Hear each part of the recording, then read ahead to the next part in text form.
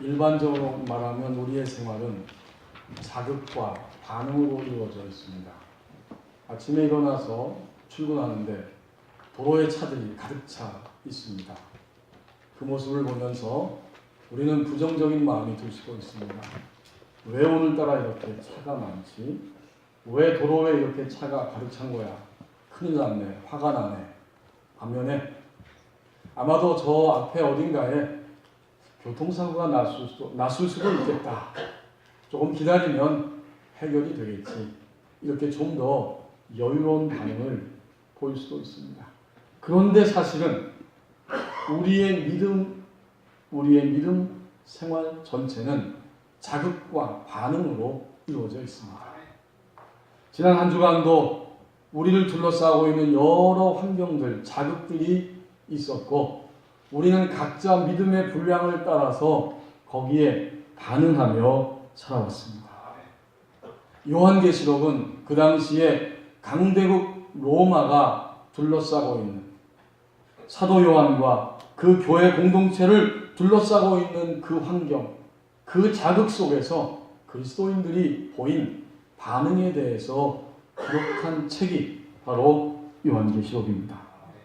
더 나아가서 강대국 로마라고 하는 그 자극 환경 속에서 더욱더 믿음의 반응을 보여야 한다. 믿음의 반응을 가지고 나가도록 그들을 격려하고 위로하는 책입니다. 이것이 요한계시록 전체입니다. 우리에게 주신 본문 1절 말씀을 보십시오. 정체를 알지 못할 때가 있습니다. 7 대접을 가진 7 천사 중에 하나가 이 사도 요한에게 다가와서 이리로 오라. 내 곁으로 오라. 이제 내가 너희를 요한과 그 시대 교회를 둘러싸고 있는 이 환경, 그것의 정체를 보여줄 것이다. 지금 너희를 둘러싸고 있는 이 환경의 정체가 무엇인지 너희에게 알게 할 것이다. 이렇게 천사를 통해서 말씀합니다. 1절에 보면 로마를 상징적인 언어로 표현해 주죠. 많은 물 위에 앉은 큰 음료라고 상징적으로 말합니다. 이 많은 물은 그 당시 로마가 통치하는 그런 여러 도시들과 국가들을 의미합니다. 그리고 로마는 결국 그 여러 도시들과 국가들 위에 앉아있는 바로 큰 음료입니다. 결국 하나님께서는 로마의 통치 아래서 고통을 받고 신앙의 자유를 침해받으면서 살아가고 있는 사도 요한과 그 당시 7 교회 하나님의 백성들의 공동체를 향해서 이 큰 음료의 정체를 내가 너희에게 알게 하겠다. 이렇게 말씀합니다. 또 한 가지 중요한 사실은 바로 나 자신의 정체성을 아는 것입니다. 환경이 나를 둘러싸고 있고 외부적인 자극이 나를 향해서 올 때에 거기에 반응하고 있는 나 자신, 나의 정체성이 흔들리지 않아야 그 자극과 반응을, 그 자극을 이길 수 있습니다. 독일의 보네포 목사님은 세계 제2차 세계대전 당시에 나치 독일에 항거하다가 그는 약혼한 지 3개월 된 몸으로 감옥에 갇히게 되었습니다. 그는 감옥에서 도대체 나는 어떤 정체성을 가진 자인가 고민하며 아파하면서 이렇게 자기의 정체성의 문제를 표현했습니다. 나는 누구인가? 나는 누구인가? 성에서 나오는 성주처럼 침착하고 명랑하며 흔들림 없이 감방에서 나올 거라고 그들은 종종 나에게 말한다. 나는 누구인가? 마치 내가 상전인 듯 자유롭고 친절하게 명료하게 감시원들에게 말한다고 그들은 종종 나에게 말한다. 나는 누구인가? 승리에 익숙한 사람처럼 태연하게 웃으면서 당당하게 불행한 날들을 짊어진다고 그들은 종종 나에게 말한다. 나는 정말 다른 사람이 나에 관해 말하는 그 사람인가? 아니면 내가 내 자신에 관해 알고 있는 사람에 불과한가? 세상에 갇힌 새처럼 불안해하고 그리워하다가 병이 나고 누군가 목을 죄는 것처럼 숨을 몰아쉬고 색깔, 꽃, 새소리에 굶주린 채 호의적인 말, 인간적인 친밀감에 목말라 하며 횡포와 하찮은 모욕에도 분노하고 전율하며 큰 일을 바라보다가도 절망하고 멀리 떨어져 있는 친구들을 걱정하다가 지쳐서 기도하고 생각하며 활동하기에는 피곤하고 마음이 허전해진 채 기진맥진하여서 이 모든 것들과 작별을 구하려고 하는 내 자신, 나는 누구인가? 그 사람 아니면 저 사람, 오늘은 이 사람이고 내일은 다른 사람인가? 동시에 둘 다인가? 사람들 앞에서는 위선자야, 내 자신 앞에서는 혐오스러울 정도로 비통해하는 약자인가? 아니면 아직도 내 안의 모습이 이미 거둔 승리를 포기하는 혼돈 속의 폐잔병 같은가? 나는 누구인가? 외로운 물음이 나를 조롱한다. 오 하나님, 제가 누구인지 당신은 알고 계십니다. 저는 당신의 것입니다. 결국 우리는 다가오는 둘러싸고 있는 환경, 자극, 그것의 정체를 알아야 하고 거기에 반응하고 있는 나 자신의 정체성을 빼앗기지 않아야 합니다. 정체를 알지 못할 때가 있습니다. 2절 말씀을 보십시오. 알지 못하면 더불어 사는 사람이 됩니다. 땅의 임금들도 그들과 더불어 음행하였고 땅에 사는 자들도 그 음행의 포도주에 취하였다. 땅의 임금들은 로마와 관계를 맺고 있는 그 당시의 모든 나라들의 통치자들이었습니다. 그들도 하나님을 배신하고 대적하는 그 음란, 그 음행의 행동에 취하게 되었고 왕들뿐만 아니라 일반 평민, 땅에 사는 사람들도, 수많은 사람들도 이 로마의 음행에 휩쓸려서 그들과 더불어 살아갔습니다. 결국 로마의 정체를 알지 못한 채 국가의 왕들과 백성들도 자신들의 삶을 낭비하며 허비하며 살아갔습니다. 로마는 참되신 하나님, 유일하신 하나님을 대적하고 황제를 신처럼 떠받들고 사는 그 우상 숭배, 그리고 그것을 사람들에게 강요하고 있는 음녀이고 그 음녀는 심판을 받는다. 반드시 심판을 받을 것이다. 이 사실을 알지를 못합니다. 여러분, 음료를 잘 알지 못한다, 음료를 모른다, 이 굉장히 실감나는 표현이죠. 모든 그리스도인 남성들은 자신의 아내 외에 다른 여성에게 관심을 갖거나 다른 여성을 향해 다가가서는 안 될 것입니다. 물론 아내들도 마찬가지죠. 정신적인 음행, 실제적인 음행에서 벗어져 나와야 합니다. 이게 정상이에요. 정상적인 하나님의 백성들은 하나님 외에 이 땅에 사는 동안에 그 어떤 피조물의 어떤 대상에 대해서도 유혹을 받아 넘어지거나 탐닉되어서는 안 될 것입니다. 탐닉되고 유혹을 받고 넘어진 것 자체가 이미 심판입니다. 하나님은 예수 그리스도를 통해서 그런 모든 것들을 넉넉하게 이길 수 있도록 우리를 놀라운 축복의 길로 이미 길을 보여주시고 열어주셨는데 그것을 알지 못하고 탐닉되어서 계속 유혹을 받고 넘어지는 것 자체가 바로 이미 심판입니다. 지난 주간에 제가 로드킬, 길 위의 동물들이 차도 위에서 쓰러져 있는 것을 2건이나 목격을 했습니다. 새벽 기도 시간에 차를 몰고 사택에서 나와서 쭉 잠깐 오는데 저쪽 앞에 뭔가 도로 그 중앙 쪽에 쓰러져 있어요. 가면서 재빠르게 그것을 피했습니다. 고양이였어요. 그리고 또 쭉 다른 길을 가고 있는데 거기에는 좀 더 큰 동물의 사체가 쓰러져 있습니다. 그것도 역시 제가 재빠르게 피해서 무사히 갔습니다. 아마도 물론 그 동물 2마리가 다른 도로에 있었습니다. 아마도 그 더 큰 동물은 고라니라고 추측이 됩니다. 요새 그런 일들이 계속 일어나고 있습니다. 어떤 사람들은 그 도로를 운전하면서 동물의 사체를 보고 알아보고 금방 핸들을 꺾습니다. 저도 피한 다음에 제가 백미러를 살짝 보니까 뒤따라오는 운전자도 재빠르게 그것을 피해서 가더라고요.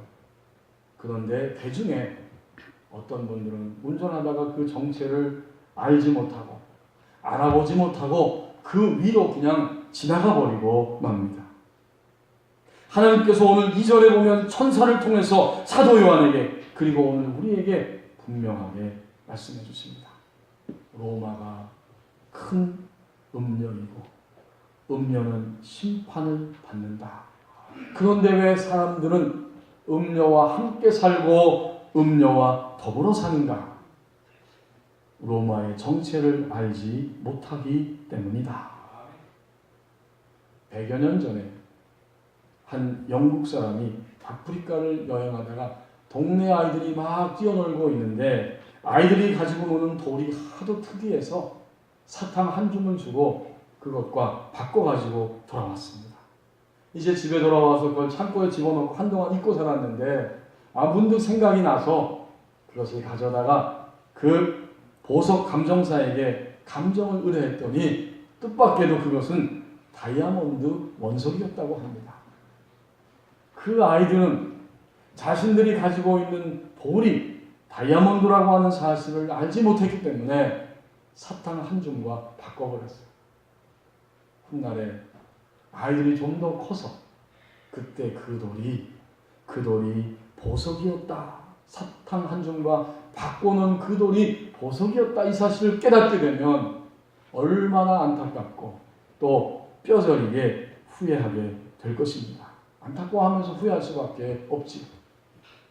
우리는 오늘 하나님을 믿으면서도 계속해서 시달리면서 위협받는 부분들이 있고 그 어둠의 세력에 상해서 눌려 있을 때가 있습니다. 그때는 모르는 시간입니다. 알지 못하기 때문에 그런 세력들과 함께 더불어 나의 시간들을 살아가고 있습니다. 알지 못하면 더불어 사는 사람이 됩니다. 3절과 4절 말씀을 보십시오. 성령님은 악과 육신의 세력을 깨닫게 하신다고 말씀합니다. 3절에 보면 성령님이 나를 데리고 사도 요한을 데리고 광야로 갔다 이렇게 말씀하고 있죠. 광야는 하나님의 보호와 인도하심이 있는 땅이지만 동시에 광야는 사탄이 거주하는 땅이고 사탄이 왕노릇하고 있는 장소고 사탄이 유혹하는 장소입니다. 그래서 예수님의 모습을 보면 마태복음 4장 1절에서 이렇게 기록해 주고 있습니다. 그때 예수께서 세례받으신 바로 다음이에요. 바로 그때에 예수께서 성령에게 이끌려 마귀에게 시험을 받으러 광야로 가사. 광야로 갔어요. 사도 요한이 성령님에게 이끌려서 광야로 가니까 비로소 이 여자의 정체가 보입니다. 여러분 3절에 보세요. 곧 성령으로 나를 데리고 광야로 가니라 내가 보니. 드디어 보였어요.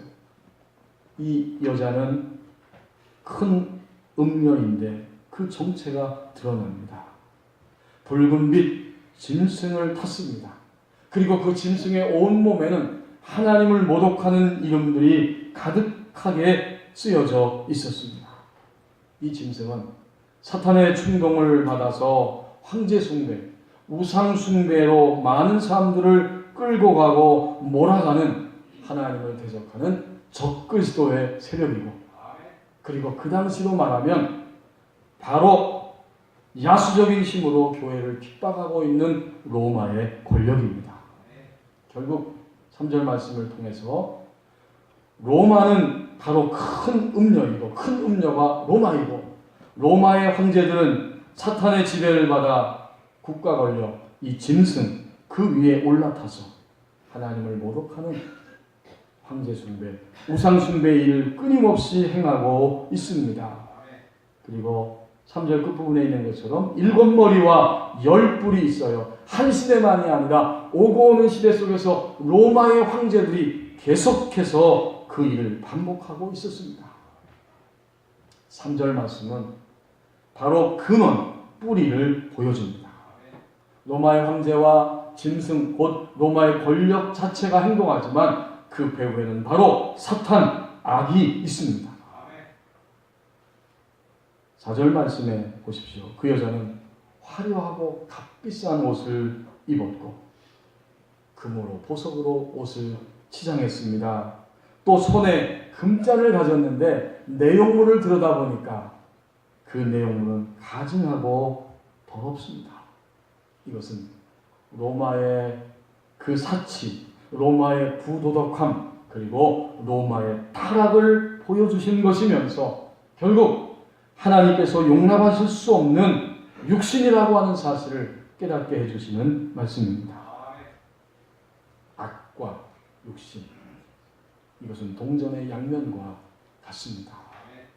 악을 행하고 있고 악에 빠져 있는 사람들은 결코 그 모든 행위가 하나님에게서 나오지 아니하였고 또 하나님을 위해서 행하지 않습니다. 그래서 그것은 또한 육신입니다. 육신은 하나님에 의해서 하는 것이 아니라 내가 하는 것이고 나의 만족을 위해서 행동하는 것입니다. 이것이 첫 번째 차원이에요. 두 번째 차원도 있습니다. 만약 어떤 성도가 악과 육신에 빠져서 계속해서 머물러 있고 벗어져 나오지 못한다면 어떻게 될까요? 그는 그 악과 육신의 지배를 점점 더 여러 영역에서 받으면서 그의 마음이 불안해집니다. 그의 마음이 조급해지고 또 그의 마음에서는 한숨소리와 두려움과 좌절과 원망의 소리들이 끊임없이 흘러나오기 시작합니다. 그 생각에 계속해서 빠져있고 더 자주자주 그런 종류의 상상에 빠지게 되고 그의 입술을 통해서는 자꾸자꾸 그런 말들을 쏟아내기 시작합니다. 그때 하나님의 백성된 우리의 영혼 몸은 하나님이 거하시는 성전임에도 불구하고 성전으로 살지 못하고 육신의 도구가 되고 맙니다. 그러나 성도 여러분 염려하지 마십시오. 성령님이 우리에게 이 악과 육신의 세력을 깨닫게 하십니다. 하나님을 믿을 때 성령님 우리 안에 이미 머물러 계십니다. 이제는 이 성령님을 우리의 삶 속에서 즉시로 우리의 마음과 생각을 다스릴 수 있도록 바로바로 이 성령님을 초청할 수 있어야 됩니다. 미국의 플로리다 마이애미에서 목회하는 배용준 목사님이라고 하는 분이 계신데 그분의 책을 보니까 이런 내용을 가지고 설명하면서 생각을 씻는 기도, 이것이 중요하다, 이런 이야기를 하고 있더라고요. 그리스도인들이 살면서 생각을 씻는 기도를 즉시로 드려야 된다, 그런 말입니다. 그 방법이 무엇이냐? 먼저 생각을 어떻게 씻어낼 것인가? 가만히 조용한 장소에서 즉시로 양손을 펴고 성령님의 임재를 사모하고 초청합니다. 성령님, 지금 저에게 임하여 주시기를 원합니다. 이렇게 양손을 펴고 성령님을 초청하는 거죠. 그리고 잠깐 기다리면서 성령님을 초청하고 사모하고 있다가 그 다음에 손을 자신의 머리 위에 얹고 다음과 같은 내용으로 기도합니다. 여러분, 우리 그리스도인들은 자기 자신의 머리에 충분히 손을 얹을 수 있죠? 이 구체적인 행동입니다. 손을 얹습니다. 그리고 기도합니다. 성령님, 제 생각과 제 생각에 물이 뿌려지듯 임하시옵소서. 맑은 물처럼 역사하시는 성령님, 구체적으로 이러이러한 생각이 저를 붙잡고 있습니다. 성령님께서 부정적이며 악한 생각을 씻어주실 것을 믿습니다. 어둠의 생각이 밝음으로, 부정이 긍정으로, 절망이 소망으로 변화되게 하시고 생각의 방향이 세상에서 하나님으로 옮겨가게 하옵소서. 생각의 변화가 일어나게 하옵소서. 맑은 물과 빛이신 성령님이 역사하셔서 생각을 맑고 밝게 하여 주옵소서. 그리고 나서 이제 구체적으로 어둡고 부정적인 내 안에 들어온 생각들을 꾸짖고 명령하십시오. 나사렛 예수 그리스도의 이름으로 이 절망과 두려움의 생각들은 다 지금 떠나갈지어다. 이렇게 구체적으로 예수님의 이름으로 명령하라는 겁니다. 이렇게 선포를 반복하고 생각 속에, 정신 속에 성령께서 임하셔서 맑게 해주시는 역사를 분명하게 믿고 기다리면 새벽이 밝아오는 것처럼 성령의 임재를 느끼고 체험할 수 있습니다. 그 다음 마지막 단계는 이것입니다. 만약 그렇게 성령의 임재 속에 우리가 들어가게 됐다면 마지막은 성령님께 감사의 기도를 드려야 합니다. 맑은 물을 뿌려 생각을 정결하게 해주심을 감사합니다. 활동량이 많으면 많을수록 씻을 물과 마실 물이 필요한 것처럼 오늘 우리가 이 땅에 사는 동안에 많은 도전과 혼돈들이 있습니다. 그래서 우리에게는 더욱 성령님이 필요합니다. 이미 함께 계시지만 우리는 매 순간 이렇게 성령님을 초청하고 즉시로 모셔드릴 수 있어야 됩니다. 그러면 성령님은 악과 육신의 세력을 깨닫게 하신다고 말씀합니다. 이제 5절 말씀을 보십시오. 실체를 보면 던져버린다고 말씀합니다. 악과 육신의 세력을 깨닫는 사람은 이제는 점점 그 실체를 즉시로 알아보기 때문에 오물을 던져버리듯이 조금의 망설임도 없이 감정의 동요와 관계없이 그것을 던져버립니다. 5절에 보니까 그 여자의 실체를 볼 수 있게 됐습니다. 어떻게 해요? 그 이마에 이름이 기록되어 있기 때문입니다. 그 이마에 이름이 기록되었으니 비밀이라 큰 바벨론이라 땅의 음녀들과 가증한 것들의 어미라 하였더라. 이마에 이름이 기록되어져 있는데 비밀입니다. 그러니까 어떤 사람에게는 비밀이에요. 하지만 다른 사람들에게는 그 정체가 금방 드러납니다.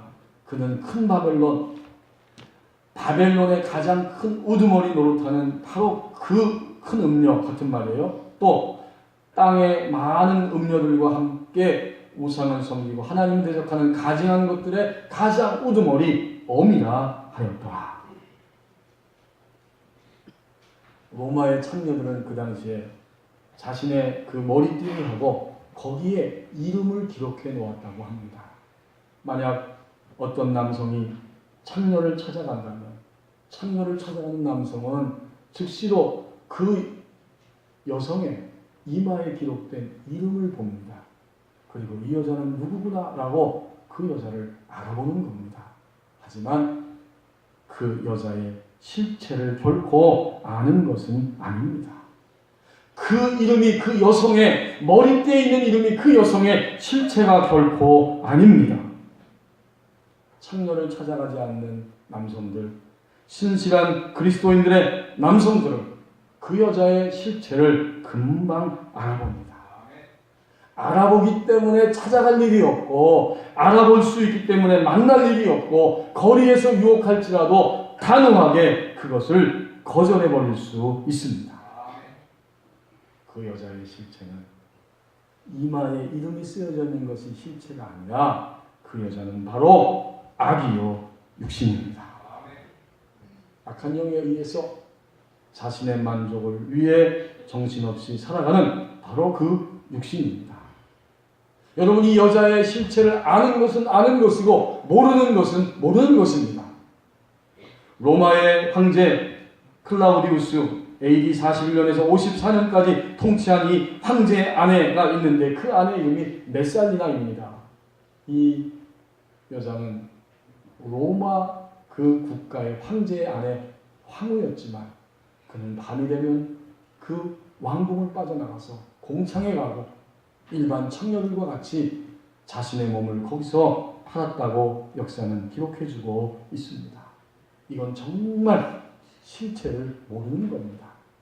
남성과 여성의 실체를 모르는 것이요, 남편과 아내의 본분, 그 실체를 모르는 행동입니다.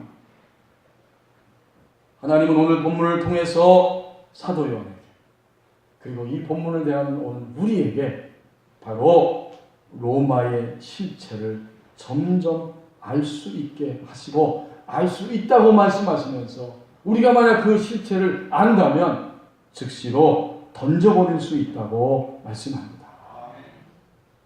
우리는 더 이상 시달리지 않냐고, 우리는 더 이상 유혹받지 않냐고 눌리지 않을 수 있습니다. 미국에서 상담학을 공부하고 돌아와서 오랫동안 우리 대한민국 교회들을 위해서, 교우들을 위해서 열심히 섬기고 지금도 봉사하고 계신 목사님이시면서 또 정태기 교수님이 있습니다. 그분의 책을 읽어보니까 이런 이야기를 하고 있습니다.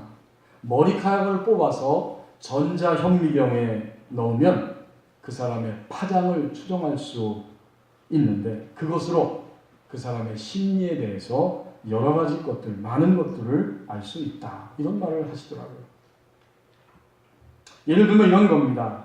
파장이 센 사람은 우울증에 잘 걸리고 또 목표 달성에 어려움을 겪는다고요. 반면에 파장이 잔잔한 사람은 목표 달성을 잘 이루고 또 하나님 앞에 기도할 때에도 응답이 더 쉽게 자주자주 응답이 즉시로 임한다는 것입니다. 목표도 금방 이룰 수 있다는 거예요. 굉장히 과학적인 것을 가지고 지금 신앙을 설명하는 거예요. 파장이 거친 사람은 마음이 불안하기 때문에 그는 술과 도박과 심지어 마약을 하고 또 계속해서 그것을 방치하면 그 중독의 상태를 넘어서서 심각한 정신병의 원인이 되기도 한답니다. 공부를 집중하지 못하는 아이가 있어서 그 아이를 연구해 보니까 역시 파장이 거칠었다는 겁니다. 어린 시절 상처를 받거나 또 어려움을 많이 겪은 사람도 파장이 거칠고 쉽게 요동된다고 이야기합니다. 그러면 어떻게 이 파장을 줄일 수 있을까? 그것도 이야기하네요. 어떻게? 먼저 본인이 이 사실을 아는 것이 중요하고 인정해야 하고, 그리고는 의지를 가지고 하나님 앞에 나가야 합니다. 본인이 인정하고 나가는 게 가장 빠르다는 거죠. 본인이 해야 됩니다. 그러면서도 또 하나의 방법은 영적으로 하나로 묶여있는 그 가정, 그 가장 가까운 부모가 그것들을 할 수 있다라고 이야기합니다. 그러면서 어떤 장로님의 가정에 그 예를 들고 있어요. 그 치유 세미나에 참여한 장로님 부부가 있는데, 이 장로님 부부는 늘 부부싸움을 하는 그러한 부부였다고 해요. 그 모습을 어릴 때부터 보고 자란 딸이 매우 신경질적이 되고 우울증에 걸려서 평생 어려움을 겪고 살아갑니다. 70대 부부가 된 이 장로님 부부가 용기를 내서 그 치유 세미나에 참석을 했는데, 강의를 듣고 함께 상담하고 기도하고 훈련을 받으면서 자기 딸이 겪는 문제의 원인이 자신들의 부부관계, 곧 그 부부 갈등 때문에 있었다는 사실을 깨달았다고 고백합니다. 그래서 이제 하나님 앞에 회개하고 눈물을 흘리며 회개하며 관계 회복을 위해서 끊임없이 기도하며 노력을 했습니다. 그런데 얼마 지나지 않아서 딸의 삶에 놀라운 일이 일어났습니다. 딸이 그냥 저절로 회복되어서 건강해진 겁니다. 그동안에 여러 치유 방법과 약을 사용하고 이것저것 다 해봐도 별 소용이 없었는데, 그 딸이 부부관계가 좋아져서 부모의 파장이 잔잔하게 되니까 그 파장이 딸에게까지도 영향을 미쳐서 저절로 치유가 된 것입니다. 이 모든 이야기는 실체에 대한 이야기입니다. 오늘 내 안에, 오늘 그 사람 안에 무엇이 요동치고 있는지 즉시로 그것을 발견해야 하는 이야기입니다. 이제 정태기 교수님의 이 세미나에 참석하고 은혜를 받은 목사님이 자신의 삶 속에서 이런 간증을 또 하고 있습니다. 나는 이를 통해서 중요한 영적 교훈을 배웠습니다. 가정의 문제, 즉 아내, 남편, 자녀의 문제로 기도하는 사람들의 경우 일시적이고 긴박한 문제가 아니라면 일단 남편, 아내, 자녀는 주님께 올려드리고 먼저 자신을 위해 기도해야 한다는 것입니다. 이 같은 원리를 내가 알고 나니까 기도하는 게 너무나 신나고 감사합니다. 내 안에 있는 어두움들이 깨어지고 파쇄될 때마다 조금 있으면 또다시 우리 가정에 회복의 역사가 일어나게 되겠구나. 이런 기대감으로 가득 차게 됩니다. 내 안에 묶임이 풀려지고 소위 견고한 진이 정체가 드러나고 파쇄되고 어둠이 물러갈 때마다 우리 가정에 임할 하나님의 치유와 회복의 역사가 기대되고 있습니다. 이렇게 고백을 했습니다. 며칠 전에 저희 집에서 저희 딸아이가 우유에 따라서 콘플레이트를 먹으려고 하는데 그 얇은 과자 아시잖아요? 컵에다가 이렇게 콘플레이트를 딱 부었습니다. 근데 잠시 후에 저에게 들려주는 소리가 아빠 여기에 벌레가 있어 그러는 거예요. 그래서 또 발견했네. 속으로 그렇게 생각했어요. 그 컵 안에 담겨진 그 과자 안에 있는데 가봤더니 여러분 과자 콘플레이트 색깔이 노랗지. 근데 그 노란 과자 고기에 파묻혀가지고 우리가 흔히 말하는 그 날개가 약간 누런 그 날파리 같은 게 거기서 막 푸드덕거리고 있습니다. 색깔도 같이 비슷한데 어떻게 발견했는지 신기해요. 그래서 그거를 발견하고 이제는 이걸 어떻게 될 것인가. 이 과자는 아직까지 반이나 남아있습니다. 이 컵에 있는 것만 버릴까? 아니면 어떻게 해야 되나. 그러다가 아니다. 이 과자 전체를 다 버리자. 해가지고 그 과자를 통째로 버렸습니다. 여러분, 우리는 실체를 보면 던져버릴 수 있습니다. 실체를 보면 던져버린다고 말씀합니다.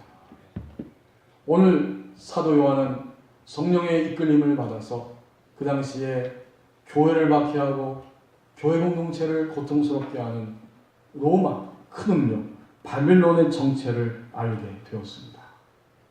정체를 모를 때가 있습니다. 알지 못하면 더불어 살아가는 사람이 됩니다. 성령님은 우리에게 악과 육신의 세력을 깨닫게 하신다고 말씀합니다. 실체를 보면 던져버린다고 말씀합니다. 이리로 오라. 이 말은 새로운 관점을 가지라는 말씀입니다.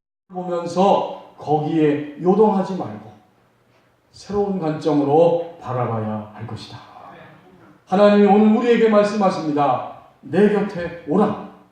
나의 관점을 가지고 내가 주는 눈을 가지고 이리로 와서 너의 인생을 살아가야 할 것이다.